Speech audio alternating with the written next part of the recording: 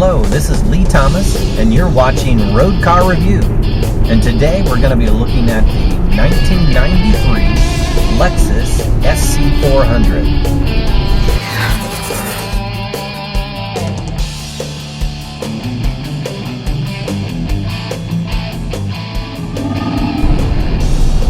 Today we're looking at the Lexus SC400, which is a 1993. They actually came out with it in 1992.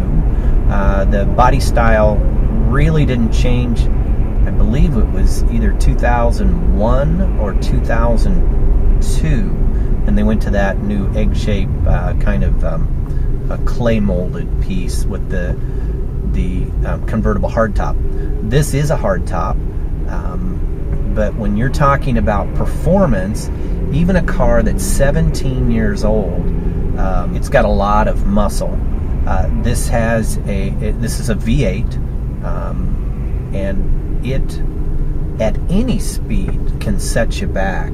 I haven't had it up too fast, probably 80 or 90, but always trying to stay within the speed limit.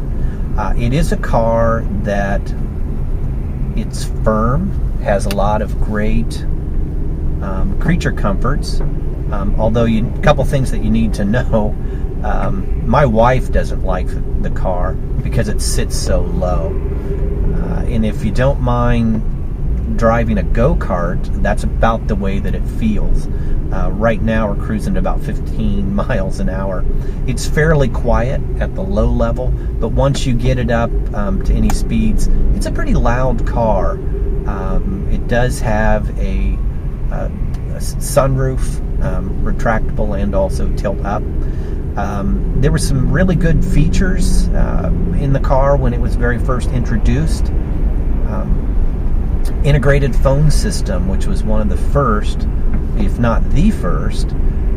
It would retain about 100 numbers within the system. You could pick it up, you could call through the car itself.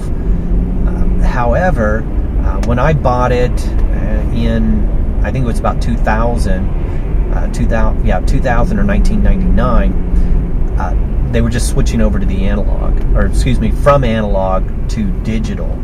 And these were analog phones back then, so it really became obsolete, and Lexus at that time determined they were not going to put phones in the car anymore. So that was all pulled out. I put in another system that would accept the digital. It worked okay, but with the cell phone technology and as quickly as you change cell phones, it really wasn't that beneficial. There is a 12 CD changer in the back. That was a nice feature back then. I don't think any cars had it back. It's in the trunk. But I don't use that anymore today. Basically because of anti-skip. I mean, it wasn't invented then. And so if you hit a bump, it would jump. It has memory seats, heated seats. The interior is all leather. The thing about this car, you could buy, I think, one option, and that option was the little fin on the back, and then I think there was some gold trim. This car did have gold trim, all the logos and the 2 exhaust pipes. I did have to replace the logos, put new gold ones on. Actually got them out of Hong Kong. They were about $50-$60. I've seen them as high as $1,000. I've talked to the Lexus dealer, and because what happens is they just pit out, and they just don't retain their luster. Lexus got away from that because of that. I don't know. I've had these logos on now. I think I replaced them back in maybe 05, and they're already bad again, but I don't think I'm going to replace them again. You could just keep doing that about every 2 years. It really wouldn't be worth it. A couple things you need to know about the car.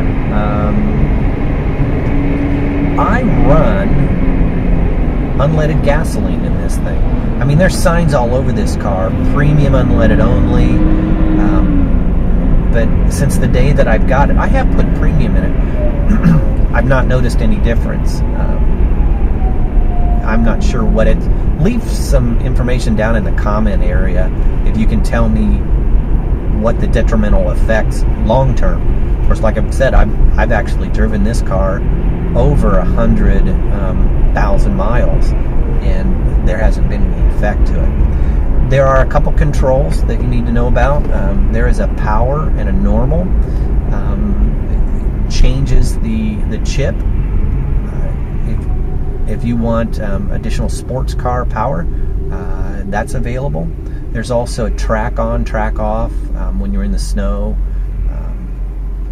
you can put that track on. Now, it's a rear-wheel drive car, and I grew up with rear wheels back, going in high school.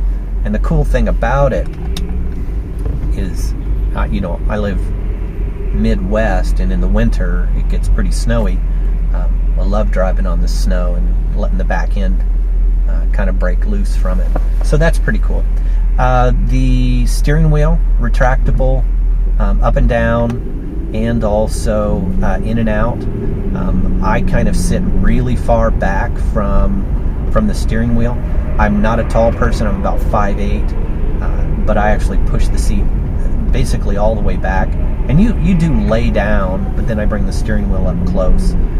So it's pretty nice from that standpoint. It is a 4-seater, which is kind of odd because you'd have to really be really small to sit in the back. But I think for insurance reasons, it brings that cost down. Like I said the other day, there is an integrated radar detector. It's a Cobra radar. It's integrated in the front bumper and then the rear bumper. I do think that was an option that you could purchase.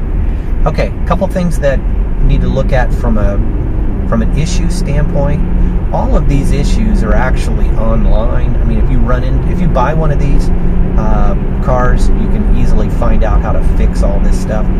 One of the issues that I ran into was the retractable antenna.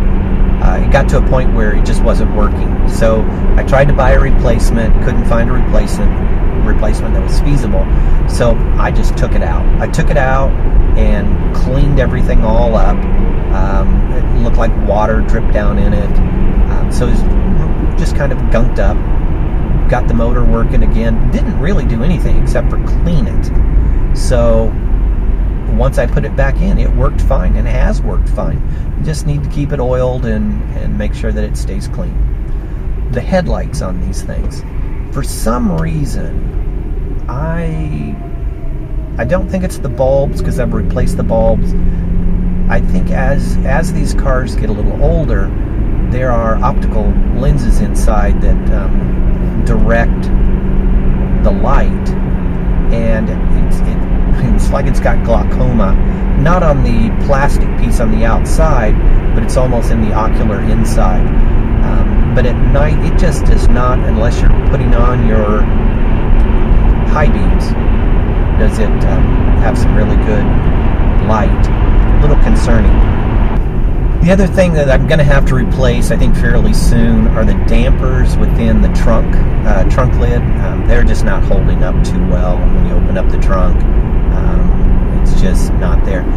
This car here, as compared to the 2002, has a lot of trunk space. Basically, in the 02, you have none.